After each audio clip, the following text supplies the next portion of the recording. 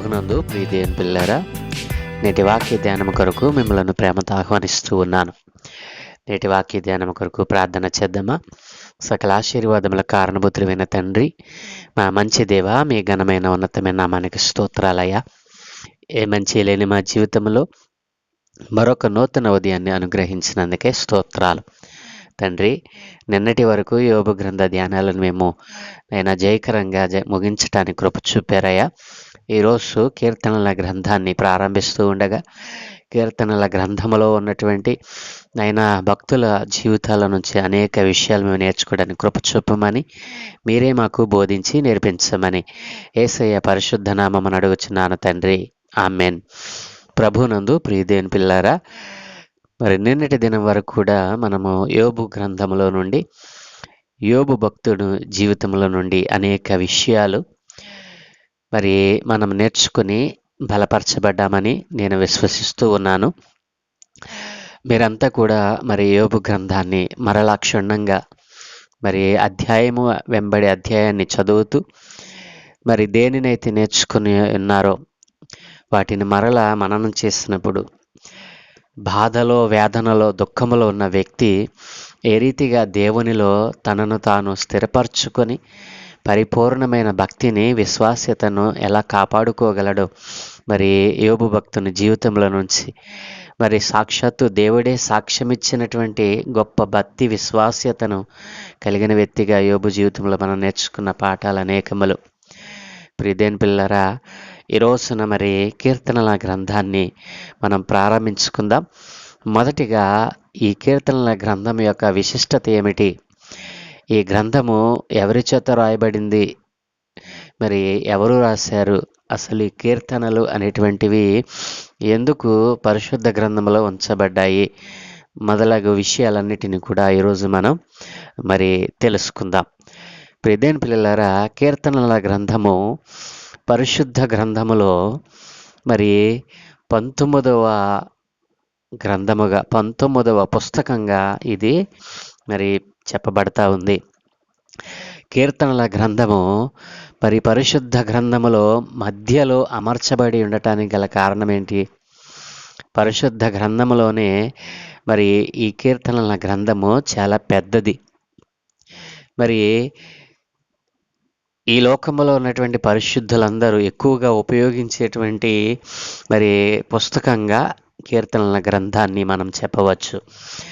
మరి దేవుడు హృదయాంతరంగంలో నుండి ఒక సంగీతము ఏ రీతిగా అయితే మరి ప్రతిబింబిస్తూ ఉంటుందో ఆ రీతిగా పరిశుద్ధ గ్రంథము యొక్క మరి సంగీతము, పరిశుద్ధ గ్రంథములో హృదయాంతరంగంలో నుండి లేచేటువంటి సంగీతము వలె ఈ కీర్తనలు మరి పరిశుద్ధ గ్రంథము మధ్య పుస్తకముగా ఇది మరి ఏర్పాటు చేయబడి ఉన్నది. ప్రియదేని పిల్లల, అనుదిన జీవితముతో మరి సంబంధము కలిగినదై మన అనుదిన దైనందిన జీవితంలో మనం ఎదుర్కొనేటువంటి ప్రతి సమస్యకు మరి వేదనలకు మరి ఈ కీర్తనలు ఎంతో స్వాంతనము చేసేటువంటివిగా మనకు కనపడతాయి.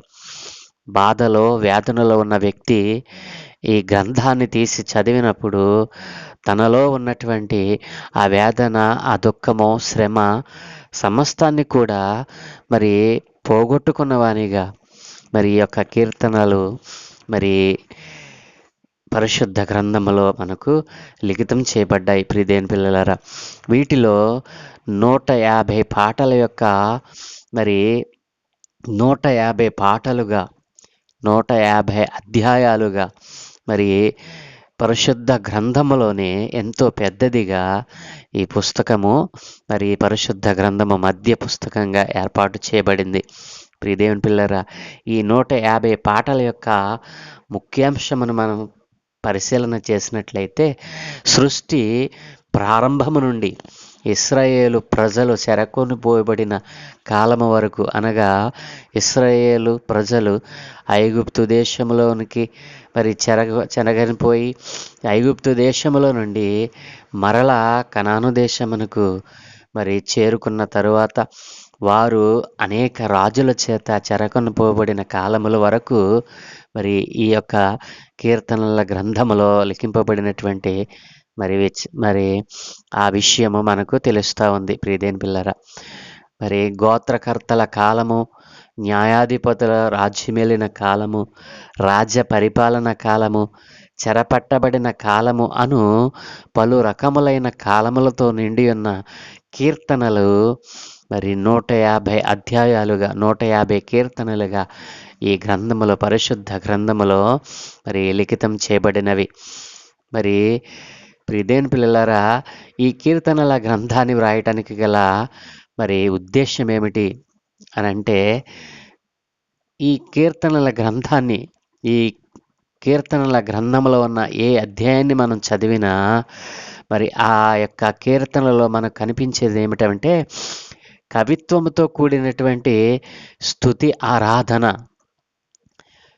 మరి ఎప్పుడైతే కవిత్వముతో కూడినటువంటి స్తుతిని, మరి ఆరాధనను, ఒప్పుదలను ప్రత్యక్షపరచడం కోసం ఈ కీర్తనలు ముఖ్యంగా రాయబడ్డాయండి.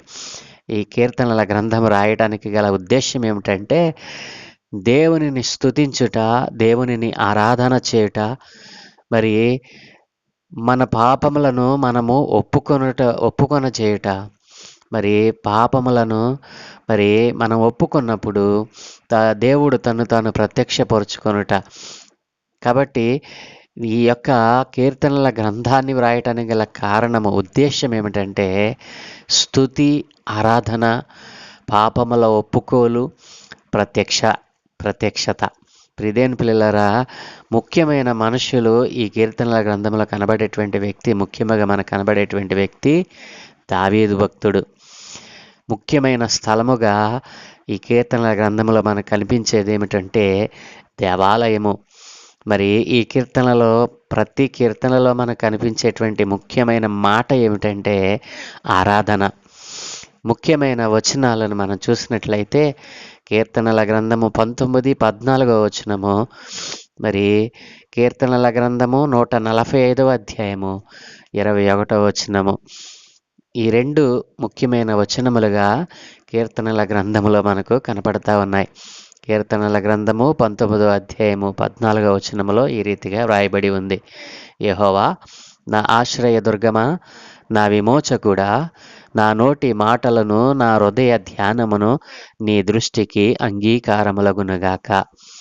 మరొక ముఖ్యమైన వచనము కీర్తనల గ్రంథము 145 అధ్యాయము 21 వచనములో ఈ రీతిగా వ్రాయబడి ఉంది: శరీరులందరూ ఆయన పరిశుద్ధ నామమును నిత్యము సన్నుతించుదురుగాక. ప్రియదేని పిల్లలారా, ఈ రెండు అధ్యాయాలు మరి ముఖ్యమైన వచనములుగా మనం ఈ కీర్తనల గ్రంథములో చూడవచ్చును. ముఖ్యమైన అధ్యాయముగా కీర్తనల గ్రంథము 100వ కీర్తన ముఖ్యమైన అధ్యాయముగా మరి విభజింపబడినటువంటి సందర్భము. ప్రియదేని పిల్లలారా, ఈ కీర్తనల గ్రంథాన్ని మరి మనం పరిశీలన చేసినట్లయితే ఈ కీర్తనలు 150 కీర్తనలలో ఈ కీర్తన ముఖ్యమైనది, ఈ కీర్తన మరి మంచిది, ఈ కీర్తన చాలా ప్రాశస్తం కలిగినటువంటిదని చెప్పడానికి మరి అసలు మనం దానిని చెప్పలేం. అలా చెప్పటం చాలా కష్టం. ఈ కీర్తనే బాగుంది, ఈ కీర్తన యొక్క సారాంశము చాలా బాగుంది అని చెప్పడానికి ఏమీ లేదు. ప్రతి కీర్తన దాని యొక్క ప్రాముఖ్యతను కలిగి ఉంది.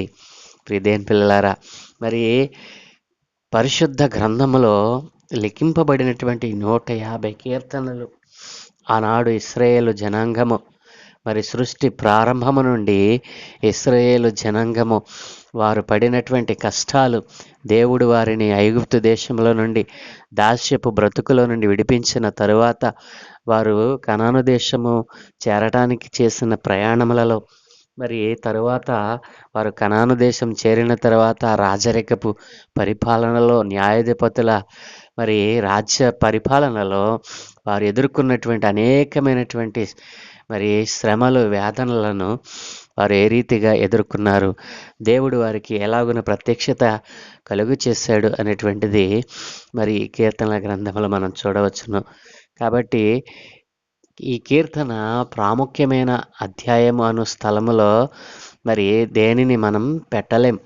కాబట్టి ప్రియదేని పిల్లలరా, ఈ కీర్తన గ్రంథాన్ని మరి 5 స్కందములుగా మరి విభజించారు భక్తులు. కీర్తన గ్రంథాన్ని మనం చూసినట్లయితే 5 స్కందములుగా ఈ కీర్తన గ్రంథము విభజింపబడి ఉన్నది. ఒక్కొక్క స్కందము ఒక స్తుతితో ముగించబడుచున్నది. ఒక్కొక్క స్కందము మరి ఒక స్తుతితో ముగించబడతా ఉంది.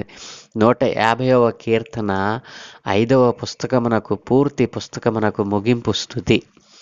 5 స్కంధములుగా మరి ఈ కీర్తన గ్రంథాన్ని విభజింపబడినటువంటి సందర్భము మనం ఇక్కడ చూడవచ్చును. మరి 5 స్కంధములలో ప్రథమ స్కంధము ఏ కీర్తన నుండి ఏ కీర్తన వరకు అని మనం చూసినట్లయితే, ప్రథమ స్కంధము 1వ కీర్తన నుండి 41వ కీర్తన వరకు మరి ప్రథమ స్కంధముగా విభజింపబడింది. సాధారణ విషయ సూచిక మరి ఈ ప్రథమ స్కంధములో మనకు కనిపించేటువంటి సాధారణమైనటువంటి విషయం ఏమిటంటే, ఇక్కడ మానవుడు అని చెప్పవచ్చు. ప్రథమ స్కంధము 1వ కీర్తన నుండి 41వ కీర్తన వరకు మరి మనకు కనిపించేటివి ఏమిటి అంటే, వాటిని చదివి పాడుతున్నప్పుడు మనకు కనిపించేది ఏమిటంటే, మానవుడు మరి తన జీవితము, మానవుని యొక్క నిజమైన స్థితిగతులు ఏ విధంగా ఉన్నాయి, మానవుని యొక్క మరి ఆశీర్వాదకరమైన స్థితి, మరి మానవుని యొక్క పతనము, మానవుని యొక్క విమోచన అనునవి ఈ యొక్క 41 నుండి, అదే 1వ కీర్తన నుండి 41వ కీర్తన వరకు ఉన్నటువంటి ఈ కీర్తనలు మరి మనకు మరి వాటిని తెలియచేస్తూ ఉన్నవి ప్రియదేని పిల్లరా. కాబట్టి ప్రథమ స్కంధము మానవుని యొక్క నిజమైన స్థితి, మానవుని యొక్క ఆశీర్వాదకరమైన స్థితిని, మానవుని యొక్క పతనమును, మానవుని యొక్క విమోచన మరి ఎలాగున ఉన్నవో ప్రథమ స్కంధము కీర్తనలు మనకు తెలియచేస్తూ ఉన్నాయి. మరి ద్వితీయ స్కంధము, ఈ ద్వితీయ స్కంధము 42వ కీర్తన నుండి 72వ కీర్తన వరకు మరి మనకు కనపడతా ఉంది. ద్వితీయ స్కంధములో మనకు ప్రతిబింబించేటువంటి ముఖ్య పాత్రగా ఎవరున్నారు అనంటే ఇశ్రాయేలీయులు. ఇశ్రాయేలీయులు మరి వారి యొక్క 42 నుంచి 72వ మరి కీర్తన వరకు ఉన్నటువంటి ముఖ్య పాత్రగా పిలువబడినటువంటి వ్యక్తులు ఇశ్రాయేలు ప్రజలు. మరి 42 నుండి 49వ కీర్తన వరకు మనం చూస్తే అందులో గల పాటలు ఇశ్రాయేలు ప్రజల యొక్క పతనమును తెలియచేస్తూ ఉన్నాయి. 42 నుండి 49వ అధ్యాయము వరకు పాటలు మనం పరిశీలన చేసినట్లయితే 42వ కీర్తన నుండి 49 వరకు మనము ఆ పాటల యొక్క సరళిని మనం గమనించినట్లయితే ఇశ్రాయేలు ప్రజలు ఏ రీతిగా పతనమయ్యారో మనకు అర్థమవుతూ ఉంటుంది. 50వ కీర్తన నుండి 60వ కీర్తన వరకు మనం గమనించినట్లయితే ఇశ్రాయేలు ప్రజలను వారి విమోచన ఇశ్రాయేలు ప్రజల యొక్క విమోచన ఏ రీతిగా జరిగిందో మనం అక్కడ గమనించవచ్చును. 61 నుండి 72 వరకు మనం చూస్తున్నట్లయితే మరి వారికి లభించిన విమోచనమును గురించి మరి ఆ కీర్తనలలో చెప్పబడింది. కాబట్టి ద్వితీయ స్కంధము 42వ కీర్తన నుండి 72వ కీర్తన వరకు మనం చూడవచ్చును. మూడవది తృతీయ స్కంధము, కీర్తనల గ్రంథము 73 నుండి 89 వరకు ఈ తృతీయ స్కంధము కనబడుతుంది. ఈ యొక్క తృతీయ స్కంధములో మనకు మరి ముఖ్యముగా కనబడేటువంటిది ఏమిటంటే దేవాలయము, పరిశుద్ధ ఆలయము దీని యొక్క ముఖ్యాంశముగా మరి మనకు కనపడుతూ ఉంది. సైన్యములకు అధిపతియగు యెహోవా నీ నివాసములు ఎంత రమ్యములు అను ప్రారంభించు మరి కీర్తన మనకు ఈ యొక్క తృతీయ స్కందములో కనపడతా ఉంది. ఇది 81వ కీర్తనలో మనకు కనిపిస్తూ ఉంది. కాబట్టి ప్రియదేని పిల్లారా, తృతీయ స్కందము 73వ కీర్తన నుండి 89వ కీర్తన వరకు మరి వ్రాయబడి ఉంది.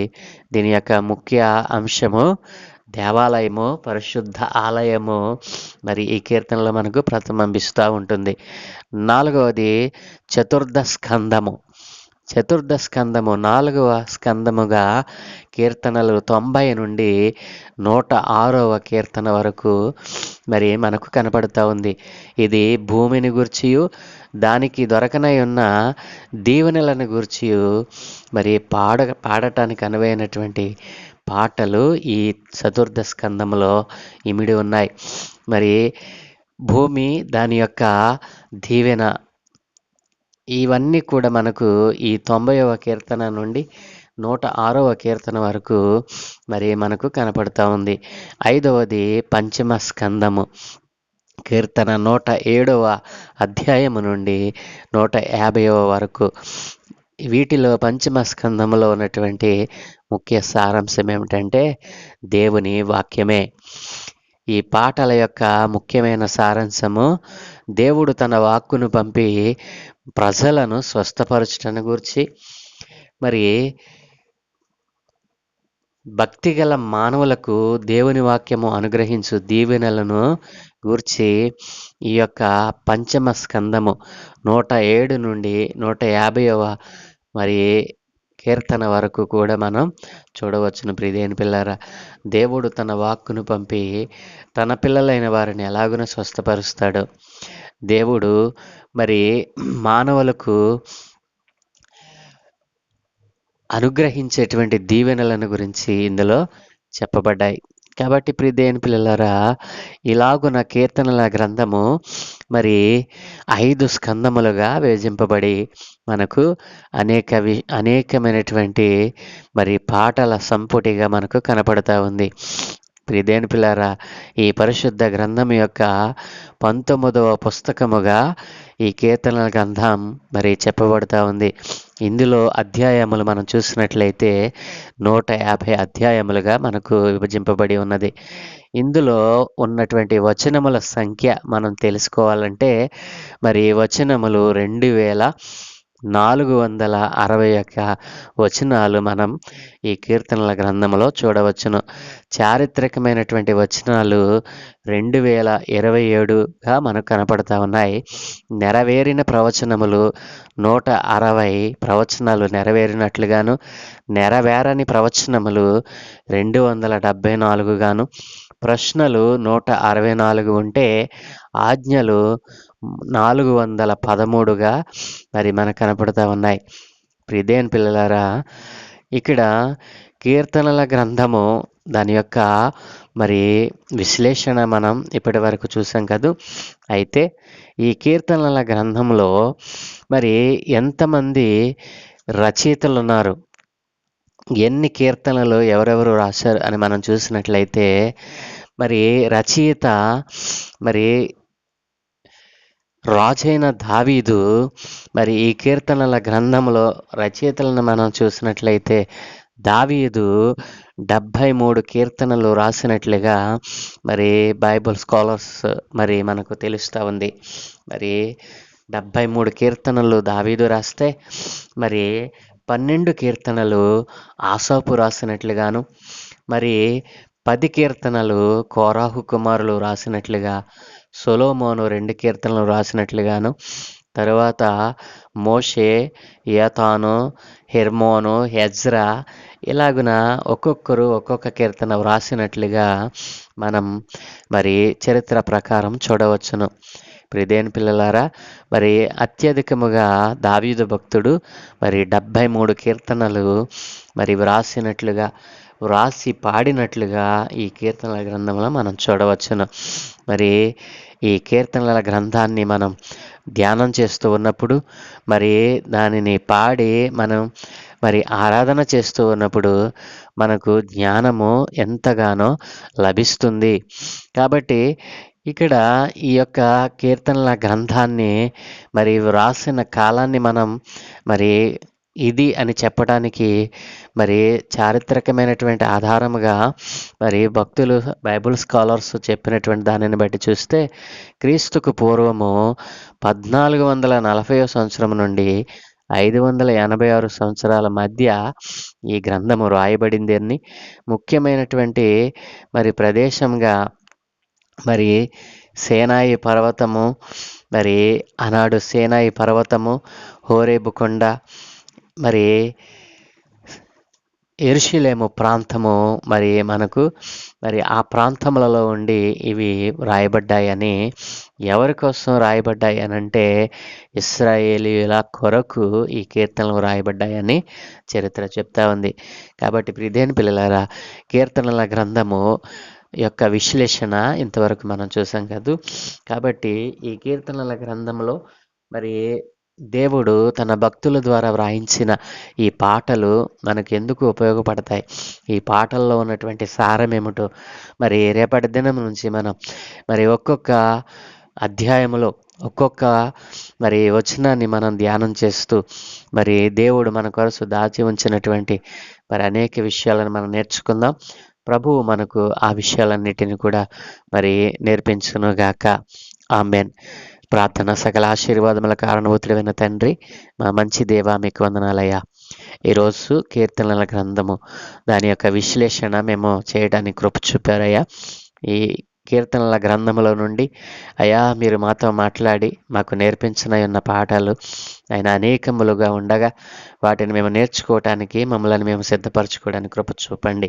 ప్రతిదినము నీ సన్నిధిలోనైనా ఈ రీతిగా మేము గడిపే భాగ్యం ఇస్తూ ఉన్నారు అయ్యా. నిన్నటి వరకు యోబు భక్తుని జీవితంలో నుండి అనేక విషయాలు మాకు నేర్పించారు. రెండింతల ఆశీర్వాదము కావాలంటే మరి ఎంతటి పరిపూర్ణమైన భక్తి విశ్వాస్యత ఒక మానవులమైన మనకు కావాలో నేర్పించారు. ఈ రోజున అజ్ఞానముతో మూఢత్వముతో అనే సత్యవాక్కును తెలుసుకొనకుండా సత్యదేవుని ఎరగకుండానైనా ఈ రోజున అనేక మంది అయినా ఈ లోకమును విడిచిపెడతా ఉన్నారు అయ్యా. మీ చిత్తాన్ని మీ యొక్క ఉద్దేశాన్ని నెరవేర్చడానికి ఏ మనిషి కూడానైనా మరి తనను తాను అప్పగించుకోనకుండా ఇంకనూ ఈ లోకముతో స్నేహం చేస్తూ ఉన్నారు. అలాంటి వారందరితో మీరు మాట్లాడమని, వేదనలో శోధనలో మరి శ్రమలలో ఉన్న మానవులకు స్వాంతన చేకూర్చేటువంటి నీ కీర్తనలు ఎంత ఉపయోగకరమైనవో ఆయన ఒక్కొక్క అధ్యాయాన్ని మేము ధ్యానం చేయబోతూ ఉండగా మీరే మాకు బోధించి నేర్పించమని, ఘనత మహిమ ప్రభావాలు మీరు మాత్రమే పొందుకోమని, ఈ దినం మేము చేయ పనులన్నిటి మీకు అనుదృష్టి ఉంచి మీ దూతల కాపుదలను గ్రహించి మీరే మహిమ పొందుకోమని యేసయ్య పరిశుద్ధ నామమున అడిగి వేడుకుంటూ ఉన్నాము తండ్రి. Amen, amen, amen.